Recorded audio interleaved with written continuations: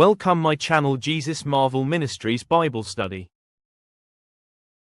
నందు ప్రియమైన వాళ్ళరా, ఈ ఉదయకాల సంబంధు మరి ఇర్మియా గ్రంథము 6వ అధ్యాయంలో కొంత భాగాన్ని మనం ఈ దిన భాగంగా మనం చూసుకున్నట్లయితే, బెన్యామీనులారా యెరూషలేములో నుండి పారిపోవుడి. దేవుని వాక్యంలో బెన్యామీనులకు దేవుడు ఇచ్చినటువంటి మాట ఏంటంటే, యెరూషలేములో నుండి పారిపోవుడి అని చెప్పబడతా వచ్చింది. ఈ పారిపోయే అనుభవాన్ని ఒకసారి మనం చూస్తూ వచ్చినప్పుడు, ఆనాటి దినాల్లో ఏలియా పారిపోతూ వచ్చున్నాడు. బద్రీ వృక్షం కిందకి వెళ్ళిపోయి, అక్కడ ఇంక మేరకు నా జీవితం చాలు, నేను ఇక ఈ లోకంలో ఉండలేను, నన్ను పిలుచుకోమని తనకు తానుగా ఈ జీవితాన్ని ముగించడానికి ప్రయత్నం చేస్తూ వచ్చాడు. ఎందుకు పారిపోయాడు? ఏలియా పారిపోవడానికి కారణం ఏంటని చూస్తే, ఒక స్త్రీ ఇచ్చినటువంటి హెచ్చరికకు భయపడి పారిపోతూ వచ్చాడు. అలాగే మీరు గమనిస్తే మోషే కూడా ఐగుప్తు నుండి పారిపోతూ వచ్చాడు. పారిపోయినప్పుడు ఎందుకు పారిపోయాడు? ఒక నరహత్య చేసి పారిపోతూ వచ్చాడు. అలాగే యేసేపు కూడా రాజభవనంలోంచి పారిపోతూ వచ్చాడు. ఎందుకు పారిపోయాడు? ఒక స్త్రీ శోధించిన శోధన నుంచి తప్పించబడటానికి పారిపోతూ వచ్చాడు. ఇటు రీతిగా మనం గమనిస్తున్నప్పుడు వీరు పారిపోయిన రీతిని మనం చూస్తాం, కానీ వారు ఏ ఉద్దేశంతో ఆ స్థితి నుంచి పారిపోతూ వచ్చారు? దేవుని వాక్యంలో మనం చూస్తూ వచ్చినప్పుడు పారిపోయే విధానాలు రెండు రకాలుగా ఉంటాయి.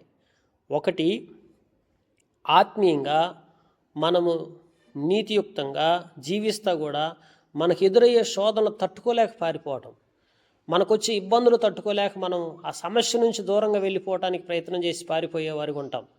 అలాగే రెండవదిగా, మనం ఒక తప్పిదం చేసినప్పుడు మన అంతరంగంలో భయం వచ్చి, ఎక్కడ మన సాక్ష్యం పోతుందో, సమాజంలో పరువు పోయింది, తలెత్తుకోలేము అనేటువంటి భయంతో పారిపోవటం.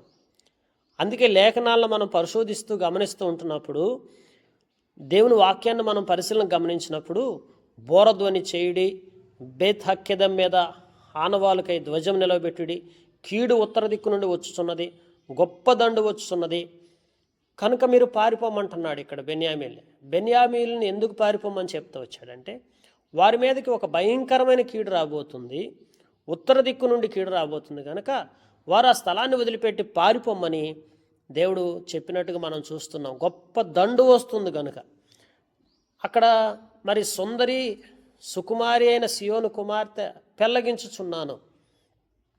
చూడండి, దేవుడు సంఘ బిడలను, సంఘాన్ని ఒక సుందరమైన రీతిలో ఆత్మీయ సౌందర్యం గలవారిగా మనల్ని దేవుడు తయారు చేస్తూ వచ్చాడు. మనకి మంచి సుకుమారులుగా మనల్ని ఉంచాలనుకుంటున్నాడు. ఎందుకంటే దేవుడు తన కుమారులను రాజకుమారులు రాజకుమార్తెలుగా ఏర్పరచుకొని ఆయన మహిమ నిమిత్తమై ఆశీర్వాదకరంగా ఉంచడానికి మనల్ని ఆయన సొత్తుగా సాంపత్యంగా సంఘాన్ని అంతగా ఇష్టపడి ప్రేమిస్తూ వచ్చున్నాడు. దేవుని వాకు అందుకే గొర్రెల కాపరులు తమ మందలతో ఆమె వద్దకు వచ్చెదరు, ఆమె చుట్టూ తమ గుడారములను వేయుదురు, ప్రతివాడును తనకిష్టమైన చోట మందను మేపును. లేఖనాలు చూస్తే గొర్రెల కాపర్లు మందలతో మరి కాచేటప్పుడు ఆ మందలను మరి వేరువేరు గుడారాలు ఏర్పరిచి తమకిష్టమైన చోట తమకిష్టమైన రీతిగా మందలను మేపుచున్నారని రాయబడతా వచ్చింది. అవును, ఇప్పుడు ఎన్నో గుడారాలు ఉన్నాయి, ఎన్నో మందలు ఉన్నాయి, ఎంతోమంది కాపర్లు ఉన్నారు.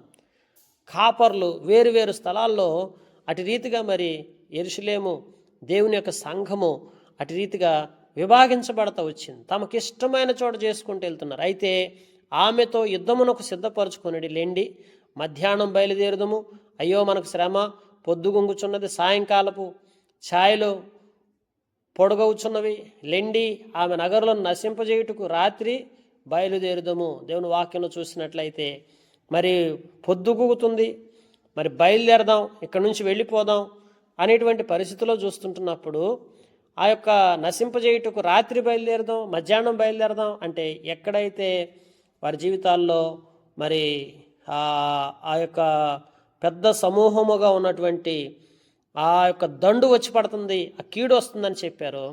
ఇప్పుడు వీళ్ళు ఏమనుకుంటున్నారు? మధ్యాహ్నం బయలుదేరదాం, రాత్రికి బయలుదేరదాం అని అనుకుంటున్నారని లేఖనాల్లో మనం చూస్తున్నాం. అయితే సైన్యములకు అధిపతి యెహోవా ఏం సెలవిస్తున్నాడంటే, చెట్లను నరికి యెరూషలేమునకు ఎదురుగా ముట్టడి దిబ్బ కట్టుడి, ఈ పట్టణము కేవలం అన్యాయమును అనుసరించి నడుచున్నది కనుక శిక్ష నొందవలసి వచ్చును. ఎందుకు శిక్ష మన మీదకు వస్తుంది? అన్యాయమును అనుసరించి నడుచుకునుట. ఇక్కడ చూడండి, నేను ఇందాక మీకు 3 పారిపోయినటువంటి వ్యక్తులను జ్ఞాపకం చేశాను. మొదటి వ్యక్తి ఎవరు? ఏలియా. ఎందుకు పారిపోతూ వచ్చాడు? న్యాయబద్ధంగా మరి పర్వతం మీద ఎంతోమంది మరి అబద్ధపోయినటువంటి ప్రవక్తలను వ్యతిరేకించి వారందరినీ కూడా చంపుతూ వచ్చున్నాడు. మరి దేవుడు నిజదేవుడని రుజువుపరచడానికి రోషంతో పరితపించిన వ్యక్తి ఏలియా ప్రవక్త. అయితే ప్రవక్త అయిన ఏలియాకి ఒక యెజబెలు రాణి ఇచ్చిన హెచ్చరిక గుండెల్లో ఎక్కడలేని భయాన్ని తీసుకొచ్చి పెట్టింది. అందుకే ఇప్పుడు ఏం చేస్తూ వచ్చాడు? భయపడిపోయి బద్రీ వృక్షం కింద పారిపోయి పడుకున్నాడు. ఇప్పుడు పరిస్థితిని చూస్తే దేవుడు మరలా దేవదూతలను పంపించి అతని భయాన్ని తొలగించి అతని పరిస్థితులను చక్కపరిచి అతను ఏ సమస్య నుంచి అయితే దూరంగా పారిపోవడానికి ప్రయత్నం చేస్తూ వస్తున్నాడో ఆ సమస్య నుంచి పారిపోయినటువంటి ఆ స్థితి నుంచి ఏలియాని తిరిగి మళ్ళా కాపాడి బలపరిచి ధైర్యపరిచి తన పని నిమిత్తం తన ముందున్న పరిచర్యను పనిని జ్ఞాపకం చేసి దేవుడు నిలబెడతా వచ్చాడు. ఎందుకంటే ఏలియా ఏ అన్యాయము చేయలేదు. న్యాయబద్ధంగా జీవిస్తూ తనకెదురైన పరిస్థితుల నుంచి పారిపోతున్న ఏలియాని మరల దేవుడు తీసుకొచ్చి నిలబెడతా వచ్చాడు. ఈరోజు మీ జీవితాలు ఎవరైనా సరే ఒకవేళ మీరు న్యాయబద్ధంగా నడుచుకుంటూ నీతియుక్తంగా ఉంటూ ఎవరికి అన్యాయం చేయకుండా ఖచ్చితమైన మనస్సాక్షి కలిగి జీవిస్తూ ఉంటే ఒకవేళ పరిస్థితులను మిమ్మల్ని పారిపోయేటట్టు చేసినా మిమ్మలను భయానికి గురి చేసినా ఖచ్చితంగా దేవుడు మళ్ళీ మిమ్మల్ని నిలబెడతాడు. ఏలియాని నిలబెట్టిన దేవుడు మిమ్మల్ని నిలబెడతాడు, మనందరిని నిలబెడతాడండి. అంత గొప్ప దేవుడు మన దేవుడు. అయితే మీరు గమనించండి, మరి యేసేపు పారిపోతూ వచ్చాడు. ఎందుకు? యేసేపు జీవితంలో ఒక భయంకరమైన పాపము చేయటానికి మరి అక్కడ ప్రోత్సాహపరిచి ప్రేరేపించబడినప్పుడు యేసేపు నీతి కొరకు న్యాయబద్ధంగా నడుచుకున్నాడు. నా యొక్క యజమానుడు ఈ ఇంటి యొక్క తాళపు చెవులన్నీ కూడా నాకు ఇచ్చున్నాడు, నా మీద నమ్మకం పెట్టుకునే కదా నాకు ఇచ్చింది, కనుక నాకు ఇచ్చినటువంటి పారిపోయిన యేసేపు న్యాయబద్ధంగా నడుచుకున్నప్పుడు యేసేపుని మళ్ళీ తిరిగి దేవుడు నిలబెడతా వచ్చాడు. తన పరిస్థితులన్నిటిలో చక్కపరిచాడు. తనను ఎన్ని రకాలుగా నిందలు, అవమానాలు, ఎదిరింపులు, ఇబ్బందులు వచ్చిన అన్నిటిలో నిలకడగా నిలబడగలుగుతూ వచ్చాడు. ప్రియమైన వాళ్ళారా, కనుక దేవుడు అన్యాయస్తుడు కాదు. దేవుడు మరి అట్టి రీతిగా వారి సమస్యలు, వారి కష్టాలు, వారి ఇబ్బందులు, వారి ఎదిరింపులు ఎన్నో న్యాయబద్ధంగా నడుచుకుంటున్నప్పుడు వారి జీవితాల్లో తలెత్తినప్పుడు వారు ఎన్నో పారిపోయే పరిస్థితులు వచ్చినా వారిని తిరిగి నిలబెడతా వచ్చాడు. ఈరోజు నీ జీవితంలో నీవు న్యాయబద్ధంగా నడుచుకుంటే చాలు. దేవుడు నిన్ను పారిపోయే పరిస్థితులు నీ జీవితంలో ఎన్ని వచ్చినా, సమస్యల నుంచి సుడిగుండంలో చిక్కున్నా నువ్వు న్యాయబద్ధంగా నడుచుకుంటుంటే దేవుడు తప్పకుండా నిన్ను మరలా నిలబెడతాడు. అయితే మోషే లాంటి వారు కూడా పారిపోయారు. ఎందుకు పారిపోయాడు? చేసిన పాపమును బట్టి పారిపోతూ వచ్చాడు. కనుక పాపమును బట్టి పారిపోయినప్పుడు, నరహత్యను బట్టి పారిపోయినప్పుడు మోషేతో కూడా దేవుడు మాట్లాడాడు. నువ్వు చేసిన పాపము, నువ్వు అపవిత్రమైనటువంటి ఆ చెప్పులతో నువ్వు నా దగ్గరకు వస్తున్నావు, ముందు చెప్పులు ఇప్పమన్నాడు. చెప్పులు దేనికి సూచన? పాపానికి, చెడుతనానికి సూచన ఉన్నాయి. అంటే ఎప్పుడు కూడా మలినంతో కూడుకున్నాయి కదా చెప్పులు, అందుకే ఇంట్లోకి తీసుకెళ్ళాం, బయట వదిలిపెట్టేస్తాం.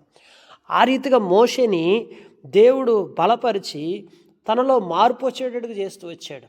ఈరోజు ఒకవేళ పాపముతో నిండుకున్న మనసును బట్టి దేవుని సన్నిధి నుంచి నువ్వు దూరంగా పారిపోతుంటే దేవుడు నీతో ఏం మాట్లాడుతున్నాడంటే, నువ్వు సరిదిద్దుకొని మళ్ళీ తిరిగి వస్తే దేవుడు నేను నిలబెడతానంటున్నాడు. ప్రియమైన వాళ్ళారా, అందుకే ఇక్కడ దేవుని వాక్యంలో ఓట తన జలమును పైకి ఉబుకు చేయనట్లు అది తన చెడుతనమును పైకి ఉబక చేయుచున్నది, బలాత్కారమును దోపుడును దానిలో జరుగుట వినబడుచున్నది, గాయములు దెబ్బలు నిత్యమునా కనబడుచున్నవి. ఏ ఓట ఉబకాలి? ఒక వ్యక్తి దేవునిలోకి వచ్చిన తర్వాత ఉబకాల్సినటువంటి ఓట చెడుతనము కాదు, ఉబకాల్సినటువంటి ఓట బలాత్కారం కాదు, దోపుడు కాదు, దోచుకోవటం కాదు, దొరికించాడు దొరికినట్టు దోచుకోవటం, కనబడిన వాళ్ళందరి మీద బలాత్కారపు చర్యలు చేయటం, అలాగే చెడుతనం చేసుకుంటూ పోవటం, ఇలాంటివి దేవుడు ఇలాంటి ఓటగా మనం ఉండమనలేదు. సమరయ స్త్రీని యేసు ప్రభు వారు బావి దగ్గరికి వచ్చినప్పుడు నేను ఇచ్చిన నీళ్లు తాగితే నువ్వు ఎన్నటికీ తప్పికొనవని చెప్పినప్పుడు సమరయ స్త్రీ ఇష్టపడి నాకు ఆ నీళ్ళు ఇవ్వయ్య, నాకు కావాలని తీసుకుంది. ఆ ఓటను ఒకసారి రుచి చూసింది. ఆ ఓట రుచి చూసిన తర్వాత ఒక జీవజలపు ఓటలాగా ఆ యొక్క పట్టణస్తులందరికీ కూడా ఆ ఓటను రుచి చూపించింది.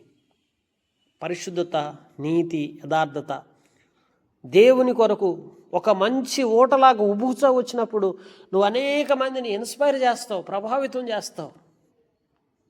నీ మాటల్లో జీవం ఉంటుంది, నువ్వు చేసే పనుల్లో జీవం ఉంటుంది, నీ యొక్క ప్రవర్తనలో జీవం ఉంటుంది.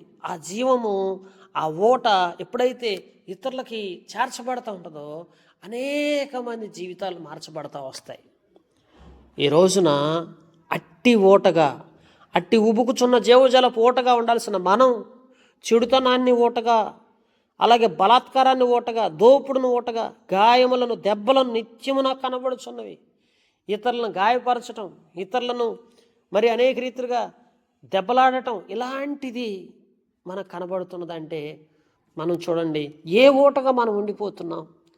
ఈ రోజున ప్రియమైన వాళ్ళారా, న్యాయబద్ధమైన జీవితము కలిగి దైవికముగా జీవజలపు ఓటగా మనం ఎదుగుతూ ఉండాలి దేవుని ఇంట్లో.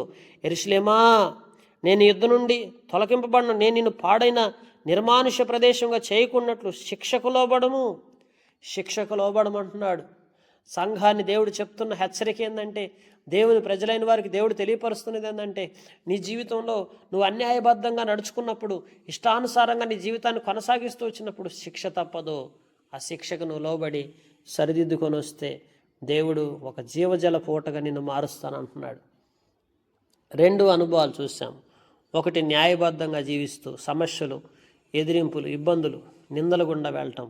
రెండవది, అన్యాయంగా మన జీవితాన్ని గడుపుతూ మన జీవితంలో మనం ఆత్మీయంగా నష్టపోయటం. అటు రీతిగా మనం చూస్తున్నప్పుడు ఎవరైతే న్యాయబద్ధంగా జీవిస్తూ సమస్యల నుండి పారిపోతున్నారో అట్లాంటి వారు ధైర్యం కలిగి జీవితంలో వచ్చేటువంటి ప్రతి ఎదిరింపుల నుండి మనం నిలబడాలి. కొన్నిసార్లు మనం పారిపోయినా దేవుడు మనల్ని నిలబెడతాడు. రెండవదిగా, అన్యాయంగా మనం జీవిస్తున్నప్పుడు, మనం ఆ సమస్య నుండి పారిపోతూ వచ్చినప్పుడు మనల్ని, మన జీవితాన్ని మార్చుకొని మన పాపపు స్థితిని విడిచిపెట్టేసి దేవుని శిక్షకు మనం లోబడి సరిదిద్దుకొని వస్తే అప్పుడు కూడా దేవుడు మనల్ని నిలబడతాడు. కనుక మనం శిక్షకు అప్పగించబడటం దేవుని చిత్తం కాదు. పరలోక రాజ్యానికి, నిత్య జీవానికి వారసులుగా చేయబడినటువంటి మనం ఈ లోకములో ఆశీర్వాదకరంగా ఉంటూ మనల్ని మనం సరిదిద్దుకొని ఎప్పుడైతే దేవునికి లోబడి దేవుని యొక్క శిక్షకు మనల్ని ఎప్పుడైనా అప్పగిస్తే, ఒకవేళ ఆ శిక్షకు కూడా మనం లోబడి మన జీవితాన్ని ఆత్మీయంగా కట్టుకున్నట్లయితే పారిపోయే స్థితి నుంచి నిన్ను తప్పించి దేవుడు నిన్ను స్థిరపరిచి నీ జీవితాన్ని ఆశీర్వాదకరంగా చేసి ఉన్నత స్థితిలోకి తీసుకొస్తాడు. కనుక బెన్యామీలు పరిస్థితిని, యెరూషలేములో అక్కడ పారిపోయిన పరిస్థితిని ఈరోజు మనం చక్కగా చూసినటువంటి మన జీవితాల్లో మనల్ని మనం కట్టుకోవడానికి ప్రయత్నం చేద్దాం. మన వ్యక్తిగత జీవితంలో అటు రీతిగా మరి ఎవరైనా ఈ 2 రకాలుగా ఏ విధంగా మీలో పారిపోయే స్థితి ఉన్నప్పటికీ దాన్ని సరిదిద్దుకొని ప్రభు సన్నిధికి వస్తే ప్రభు మిమ్మల్ని ఆశీర్వాదకరంగా చేసి దీవెనకరంగా చేస్తాడు. దేవుడి మాటలు దీవించునుగాక.